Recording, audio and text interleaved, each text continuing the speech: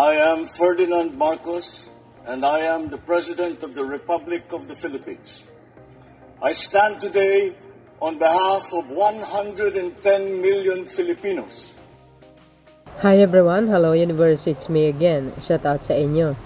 So, itong nakaraang rally ng iglesia, mga kababayan, nakikita po natin yan.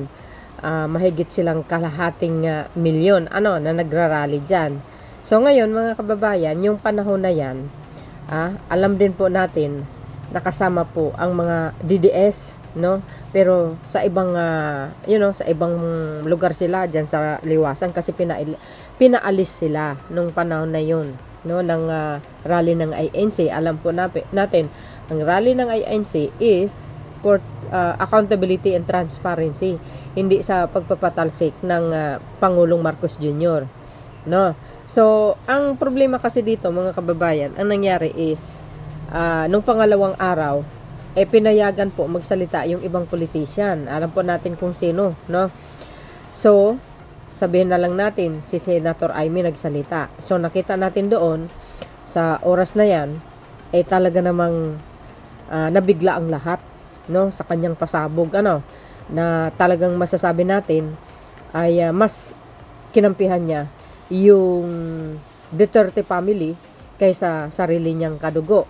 Yun po ang masaklap, no? At marami rin pong nagre-react ng mga kapwa nating mga Pilipino kung bakit daw nagawa ni Senator Amy yun. Supposed to be not. Kasi sabi po ng ibang political analyst, pag may problema ang magpamilya, dapat sa bahay ayusin or private, So, marami pong hindi nakagusto, hindi nagustuhan yung ginawa ni Senator Amy at si Marcolita, na kung saan parang ang dating ginamit ang ANC para sa kanilang political, no, ambisyon para masira lang ang pangulo, no. So, sabi ng iba, ano ang intensyon nito ni Amy, no? At ang kanyang mga kaalyado, ano bang intention, bakit sinisiraan ang pangulo? Isa lang po yun kahit sino sa inyo, hindi na kailangan i-explain. Siyempre, to remove the president. Pangalawa is, makukuha ang isimpantya ng mamayang Pilipino na magsalita na BBM resign, sabing ganon. At pangatlo, higit sa lahat, yung pong suporta po ng military sa kanila. Pero ang problema dito, mga kababayan, hindi po nangyari yun. Nangyari po yun because ayon po doon sa mga pag-research, hindi po sila sang-ayon sa distab na ginagawa ng kalaban ni Pangulong Marcos Jr., lalo na po pag pro-China ang ipapalit. Ano po ang maaring mangyari sa bansa natin? Yun po ang malaking katanungan. That's why ang ating kasundaluan, hindi po sila sang-ayon sa mga ganong klaseng mga pamamaraan para mapatalsik ang Pangulo. Mayroon naman tayong saligang batas na nagsasabi, pag gusto mong maging Pangulo, mayroon po tayong proseso na ang tawag natin is election, 'di ba? So sabi nga ng iba, bakit sobrang atat hindi makakapaghintay sa 2028? Isa lang po ang sagot doon mga kababayan is maupo yung pro-China nang sa ganon yung mga kaalyado nila maabsulto sa mga kaso na kinasasangkutan nila. Alam po natin yan. Bakit? Kasi si Pangulong Marcos Jr. ang nag-expose sa korupsyon sa bansang ito na matagal na pong panahon. Sa pamuno niya pa mismo. Tingnan nyo. Kita nyo, kahit kaalyado niya pa, tinanggal sa pwesto because some other are involved, mga kababayan, sa mga project na yan na sa flood control. Kasi mabilis ang kita no? Ang laki ng kita nila diyan. At alam po natin, ang daming nasasangkot.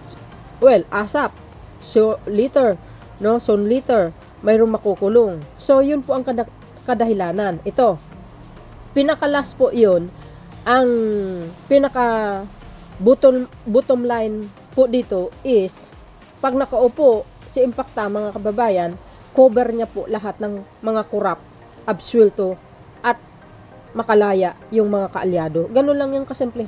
'Di ba? Yun lang ang pinakaano nun. So, ang problema dito, nung araw na yan, habang nagsasalita si Aimee, yun pala mga kababayan, nakahanda na pala si Garutay. Nakahanda na pala. Bakit nasabi ko nakahanda? Ito, tingnan nyo to, mga kababayan, nakikita nyo yan? Yun pala, yung rally na yan, nung isang araw, habang nagsasalita, si Senator Amy, at saka si Marcolita, at yung iba pang mga politician, nakahanda na pala si Sara, mga bes, nakabarong, nakabarong na pala siya nung araw na yan. Bakit? Kasi umaasa na na mapapatalsik talaga si Pangulong Marcos Jr. nung panahon na yun. So, ibig sabihin, pag napatalsik ang Pangulo, mag-oath-taking na kaagad siya. Yes, di ba? Para magiging Pangulo. Kaya, yan po yung suot niya. Nakahanda na pala siya. Ayan may nakalagay. Nakabarong na daw pala kagabi ang atat maging Pangulo. Kaya, ayun.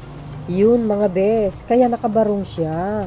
Kaagad, Ayan, Sabi po dito, BP Sara, palpak sa pagpapatalsik kay PBBM. Suot na ang barong. Oh my goodness. So yung araw na yan pala, naghihintay na lang pala siya. If ever na mapatalsik ang Pangulo, kaagad-agad, na siya, oath-taking na siya bilang Pangulo ng Pilipinas. Biro nyo yun. Ayan na nga, nakabarong na. Wow, talaga lang ito yung sinabi ni Pilipinas sa pagbabago. Di kayo naloka. Wow, alam nyo, ang social media, ang bilis ng mga chismis, ang bilis makarating yung mga tamang issue.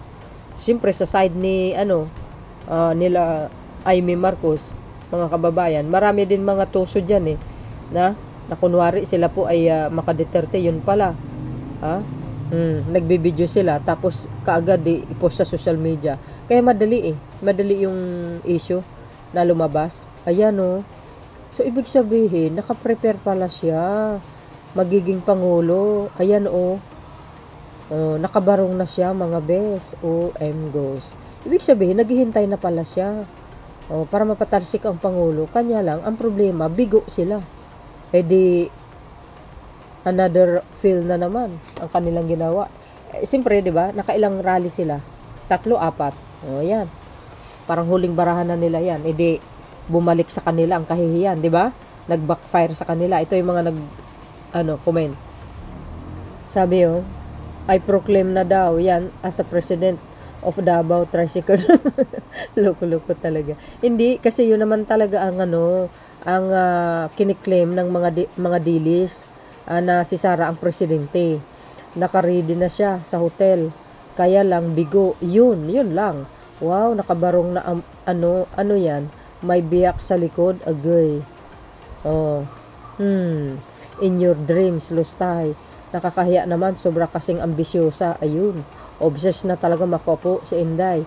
May mental disorder lang naniniwala dyan. Patay kayo dyan mga bes. So puso ng mga Pilipino, si BP Sara na ang aming presidente. 100% lalago ang ekonomiya at manirahan tayong tahimik at masaya. Do you think mangyari yan? Hindi. Ito tandaan nyo ito. Huwag na kayong mag-ambisyon na makaupo si Sara. Hindi na po makaupo yan. Bakit? Wala nang suporta yan. Sarali nyo lang Iilan lang kayo? 4,000? 2,000? Sus. Di ba? Nilangaw ang aralin nyo Huwag na kayo masyadong nagmimilit. Wala nang susuporta dyan. Kahit kailan hindi magiging presidente yan. At kawawa siya magiging presidente. Mapapatalsik siya, maniwala kayo. Pag nagsanib ang pwersa ang pula, pink, at dilaw, delikado kayo dyan. Kaya huwag na siya mag-ambisyon. Bumalik na lang siya ng Davao. Nagpagawa ng isusuot. In your dreams, hoy gising. Di talaga magwawagi ang kasamaan. Remind lang 2022 classroom this year. Hindi, walang koneksyon sa 22 yan. In your dreams, Inday, agoy.